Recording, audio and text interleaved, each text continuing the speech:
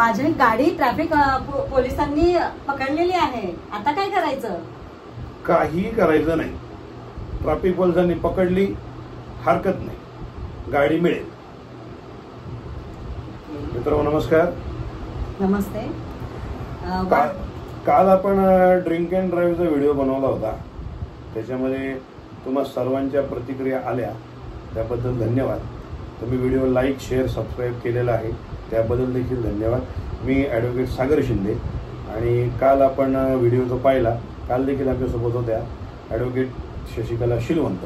तर विषय आता असा आहे, कालच्या प्रतिक्रियांमध्ये असं सांगण्यात आलं की कालच्या व्हिडिओमध्ये अल्कोहोल टेस्टिंग मशीन हा शब्द वापरला होता. त्याचबरोबर त्या मशीनला ब्रेथ अनालायझर असं म्हणतात, हे देखील आमचे ट्रॅफिकमधले एक मित्र आहेत, त्यांनी मला सांगितलं. आणि त्याचबरोबर त्यांनी अशी देखील माहिती दिली की ड्रिंक अँड ड्राईव्हच्या मध्ये जेव्हा चालक दारू पिलेला असतो, त्याचबरोबर बाईकवर मागे बसणारा जो आहे पिलन म्हणजे सहप्रवासी, त्याला माहिती असेल तर त्याच्यावर कारवाई होऊ शकते. आणि त्याचबरोबर कारमध्ये जर इतर पॅसेंजर आहेत त्यांना माहिती आहे की ड्रायव्हर दारू प्यायलेला आहे, तरी तो त्याला गाडी चालवू दिली जाते, म्हणून त्याच्यावर देखील कारवाई होऊ शकते. बरं, तर तुमच्या गाडीचं काय? माझी गाडी पकडण्यात आलेली आहे. मला सांगा की आपल्याजवळ कुठले कुठले कागदपत्र असणं अनिवार्य आहे? हे बघा, सर्वप्रथम आपल्याकडे गाडी चालवताना ड्रायव्हिंग लायसन्स असणं महत्वाचं. ड्रायव्हिंग लायसन्स नंतर तुमच्याकडे पीयूसी असणं महत्वाचं, पण ड्रायव्हिंग लायसन्स व्हॅलिड पाहिजे, पीयूसी व्हॅलिड पाहिजे. त्यानंतर व्हेकल इन्शुरन्स पाहिजे, तो इन्शुरन्स ऍक्टिव्ह पाहिजे. त्याचबरोबर पीयूसी असणं गरजेचं आहे. आणि त्याचबरोबर जर तुमच्या गाडीचं वय 15 वर्षाच्या वर झालेलं असेल तर तुम्हाला तुमच्या गाडीचा फिटनेस सर्टिफिकेट तुमच्या सोबत बाळगणं गरजेचं आहे. आणि त्याचबरोबर ज्याला आपण व्हेकल रजिस्ट्रेशन म्हणतो, आरसी बुक म्हणतो, आरसी बुक देखील असणं गरजेचं आहे. आणि तुमचं वय वर्ष जर 50च्या वर असेल तर तुम्ही गाडी चालवण्यासाठी फिट आहात, व्यवस्थित आहात, तर तुमच्याकडे फिटनेस सर्टिफिकेट असणं देखील गरजेचं आहे. ट्रॅफिक ऑफिसरने तुमच्या गाडीची चावी तुम्हाला न विचारता काढून घेतली तर काय करावं? पहिला मुद्दा, मोटर व्हेकल ऍक्ट 1932 नुसार ट्रॅफिक पोलिसांना गाडीची चावी काढून घेणे हा अधिकार देण्यात आलेला नाही. पण काही केसेस आहेत, म्हणजे काही नियमांना अपवाद असतात. त्याप्रमाणे जर तुम्ही नो पार्किंग मध्ये गाडी लावली तर ट्रॅफिक पोलीस तुम्हाला सांगणार आहे का बाबा मी चावी काढतो किंवा गाडी नेतो? तो नियम आहे, गाडी तुमची उचलून घेऊन जाणार.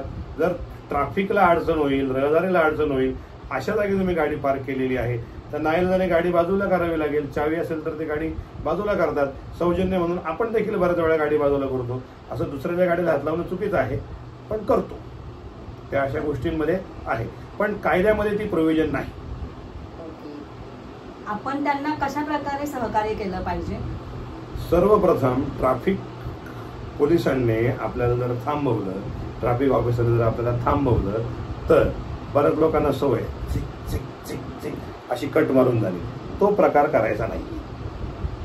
त्यांचं कर्तव्य आहे, ते सरकारी ऑफिसर आहेत, त्यांनी तुम्हाला थांबायला सांगितले, कायद्यामध्ये प्रोव्हिजन दिलेले आहे. ट्रॅफिक ऑफिसर जेव्हा थांबवतो तेव्हा थांबा, त्यांना प्रेमाने विचारा साहेब काय झालं, कशासाठी थांबवलं, ते तुम्हाला सांगतील का थांबवलंय ते. अच्छा.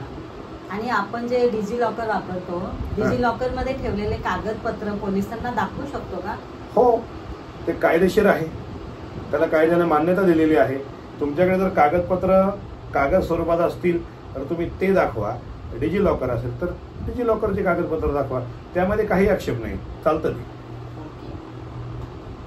कायदेविषयी आपण कुठल्या प्रकारे मदत घेऊ शकतो, कधी घ्यायला पाहिजे आपल्याला ती मदत? तसं पाहता ट्रॅफिक ऑफिसर जे आहेत ते आपल्याला सहकार्य करतात, पण कधी कधी काही प्रश्न उद्भवतात, काही गोष्टी उद्भवतात की जेणेकरून आपल्याला कायदेविषयक मदत घ्यायचा प्रसंग येतो, पण तो फार कमी वेळा येतो.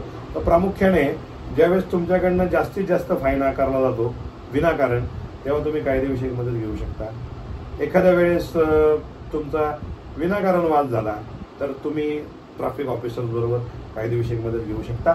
आणि जर तुमचं वाहन कॉन्फिस्टिकेट करतायत म्हणजे ताब्यात घेतायत त्यांच्या विनाकारण, तेव्हा तुम्ही कायदेविषयक मदत घेऊ शकता.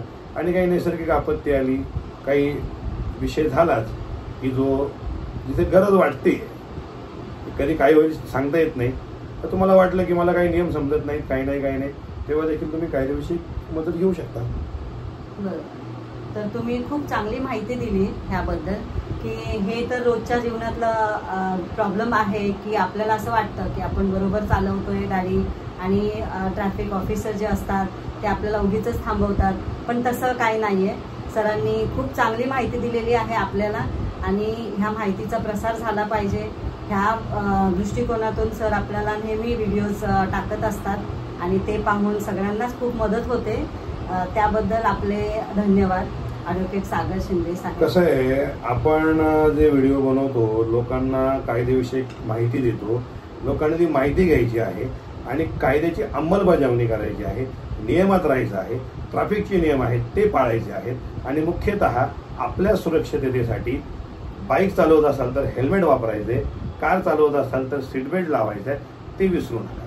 शेवटी आपलं काय आहे, कायद्यात राहाल तर फायद्यात राहाल. बरोबर.